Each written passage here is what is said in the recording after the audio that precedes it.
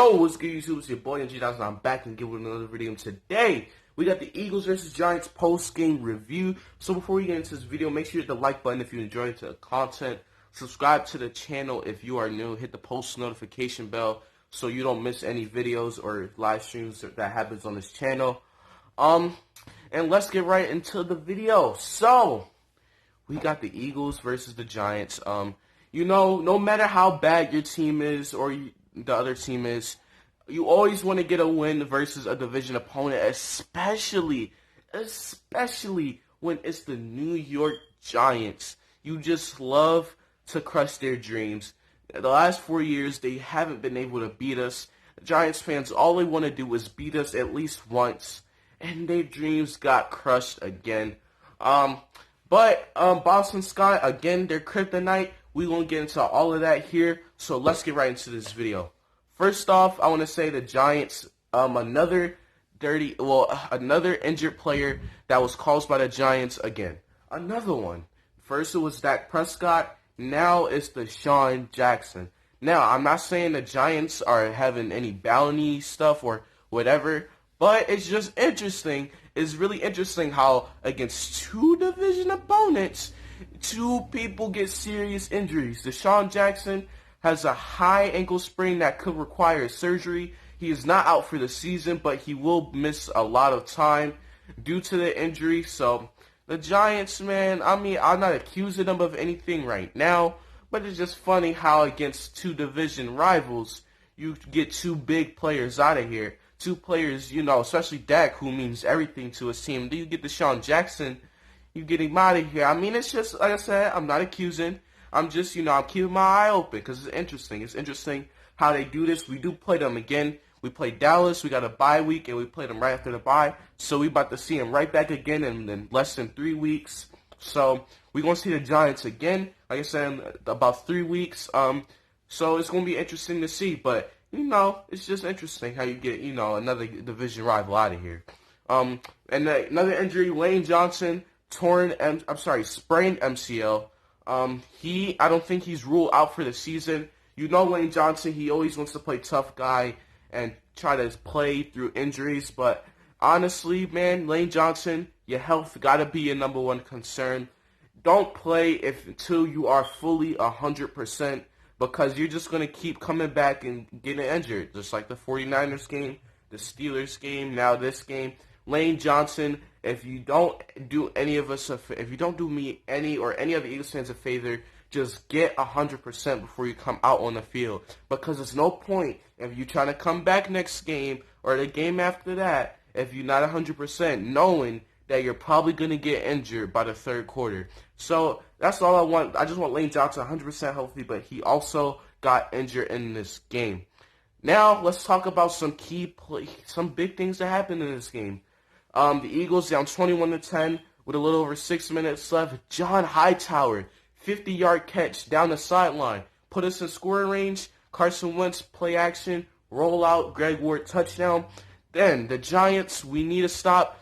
3rd and 7. Evan Ingram down the sideline. Similar play to Nelson Aguilar versus Atlanta, and the same result. Evan Ingram drops it, going down the field. That would have iced the game right there. At least they would have been a field goal range. They would have kicked the field goal and put themselves up by 8 points right there. Because the 2-minute warning was the 2-minute warning was available right there. So the Eagles probably could have still got a stop and held them to a field goal. But even if the Giants will score a touchdown on that drive, they at least get a field goal and make it an 8-point game, and the Eagles have to force an overtime. Evan Ingram, he sold Evan Aguilar. That was a big-time play. And Giants fans, they want him out of here now. You know how New York going to get. New York will criticize you. The new media will criticize you until you step up. And that's just how it is. So I bet New York radio, New York talk shows right now, and probably wanting Evan Ingram out of here.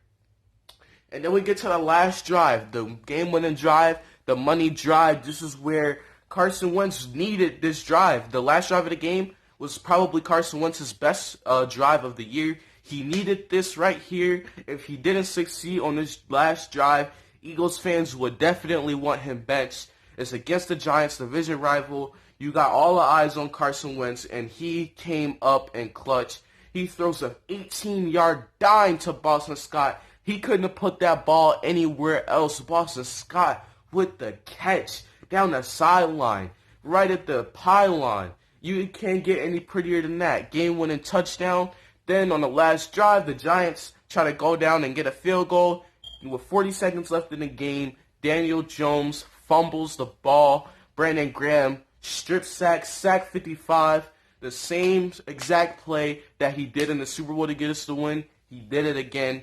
And man, that was a game. That was a game right there against the Giants where we really needed Carson Wentz needed that last drive right there. Like I said, not only for himself, but the fans really I wouldn't say us fans are necessarily happy, or we don't think he turned around to see his bad play entirely, but you see his confidence getting back. That is a good look on Carson Wentz, the fact that he led this team back. And people, they say, oh, we got lucky because of Evan Ingram. You can make that point. I'm not gonna sit here and have a 50 million hour argue with you, but you gotta give Carson Wentz credit too, that he fought, he stayed in the game, he didn't quit, he took it one drive at a time, one play at a time, and when we needed him most, for the third straight week in a row, he came in clutch. Now, I know you're saying, how did he come in clutch when you lost the last 2 games? How did he come clutch 3 games in a row? Well, if you watch the Pittsburgh game, he put us within 2 points, and the defense let Chase Claypool score a touchdown, which ended the game there. He, again, led us against the Ravens, against one of the best defenses in the league. Him and Travis Fulgham led us back in that game, and he put us down there, scored a touchdown, and Doug Peterson decides to make him run a read option. And speaking of Doug Peterson, my guy, I'm sorry, Doug Peterson. I am so sorry, my guy. But listen, right here, I don't care what you do, but for the second week in a row on a 2-point conversion, you make Carson Wentz run an option? Well, I'm sorry, this was a QB power, as they call it, because he didn't fake the option. This right here is a play that the Carolina Panthers run a lot with Cam Newton, or used to, is the QB power. Something that New England did against Seattle week 2, I believe, on Sunday Night Football. The QB power is basically when you have a lot of blockers, you have a tight end and running back in the backfield. They come up, they block, and the QB just tries to power his way in. Usually big, tall, athletic quarterbacks run it. Carson Wentz is big, tall, and athletic. But you got a guy in Jalen Hurts who has specialties in that. If you're going to run that play like that, if you're going to run read options and quarterback design runs 2 weeks in a row on a 2-point conversion, why not use your quarterback that you drafted in the second round, who is a specialty at that? He's athletic, he can run. You got to use Jalen Hurts in that situation, because that's literally what you drafted him for, to be a gadget guy and use his legs. Well, you got to use his legs in that situation, Doug Peterson. And guess we won the game. And y'all probably like, well, why am I complaining? Because we should have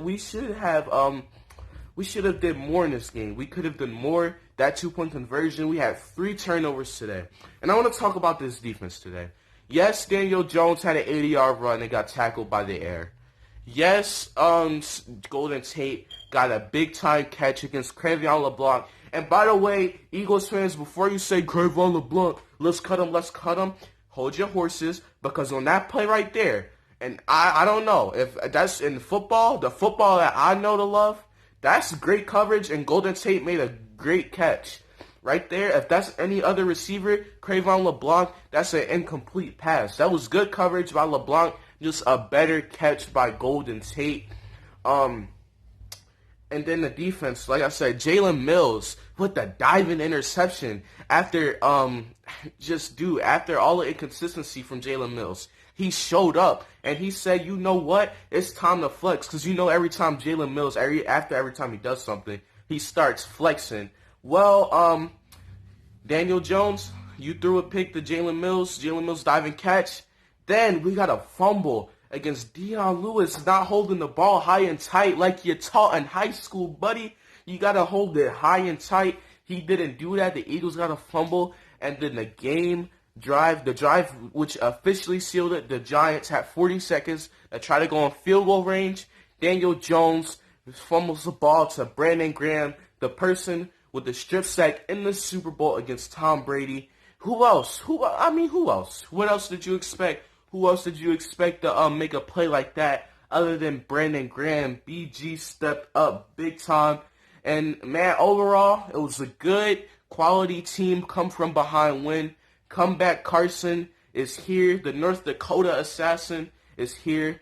And Carson Wentz, his confidence week in and week out is starting to grow week in and week out as he tries to lead us in fourth quarters. We got the Cowboys week. We got rivalry week. This will be the first ever rivalry week that y'all will see on my channel. I know the Giants is rivals, but it's not like the Dallas Cowboys. Like I said, this is rivalry week right here. You got the Eagles, Cowboys. Even though it's no Dak Prescott and it's an injured Eagles, it's not going to be the same. It's still fun to talk a little trash to Cowboys fans. So after the Cowboys game on Monday, rivalry week will start on the channel. We'll have videos, maybe with Cowboys fans, who knows. But, you know, without a further ado, this video will come to a close. We'll move on to the Cowboys next week. We got UFC predictions coming out tomorrow morning before the main before the main card starts. So make sure y'all be on the lookout for that. It's your boy MG Nas, and until next time, the underrated tour continues, and I'm out. Peace.